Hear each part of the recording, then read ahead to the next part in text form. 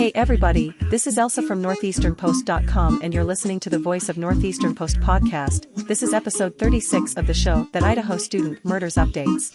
You can read full article, the line in the description.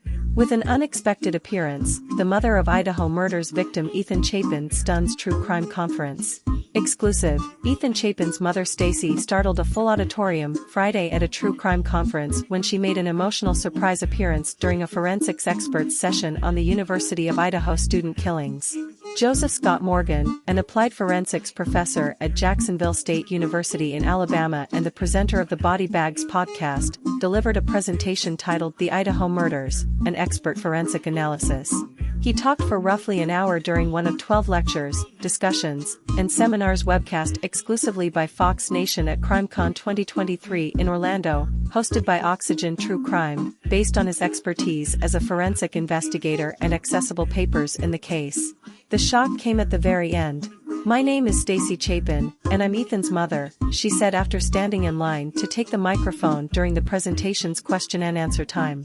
A gathering of around 3,200 people in Florida gasped collectively before beginning to cheer her. She said that she did not sit through the presentation since it was too difficult to see. "But I do want all of you to know that these were four of the greatest kids," she continued, "and all of the wonderful things you've read about them are legitimately true." In short, emotional remarks, she seemed to wipe tears from her eyes and expressed gratitude to Morgan for starting with comments about the four youngsters. "I can speak on behalf of my own son, who was an incredible human, and we all miss them terribly," she added. "They were fantastic, amazing kids in their prime." Both Chapin and Morgan told Fox News Digital on the sidelines of CrimeCon 2023 on Saturday that the encounter was unplanned.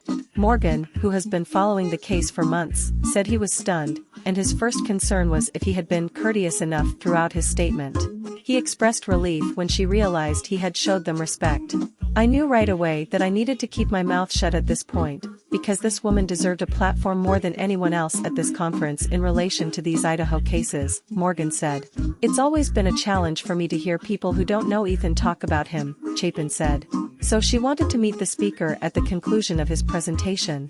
Then she saw the microphone. "There was something this overwhelming, and I needed to say this story is true, and that's my son," she said to Fox News Digital. CrimeCon was built to break down walls, allowing consumers of media to engage directly with those impacted by the cases they follow, CrimeCon founder and executive producer Kevin Balfe told Fox News Digital. "This was a powerful moment at our event, and we're proud to have created a forum where these kinds of important conversations can take place." Ethan Chapin, 20, was one of several University of Idaho students slain in a home invasion stabbing on November 13, 2022, only steps away from school. He traveled going to see his girlfriend, Xana Kernadal, 20, who resided there with a group of friends that included other victims Kaylee Goncalves, 21, and Madison Mogan, 21. Chapin was staying the night at the Sigma Chi fraternity home, roughly 200 yards distant across the band field. Following the murders, Chapin's family established Ethan's Smile, an organization that provides student scholarships. During her tearful onstage appearance on Sunday, Chapin stated that she and her husband founded Ethan's Smile to offer other youngsters with the same opportunities they had sought to provide for their son. "It was really important for Jim and me to give our kids the opportunity to go to college and fulfill their dreams," she said. "That's the premise of our foundation, to give every child who has a dream a chance to realize it."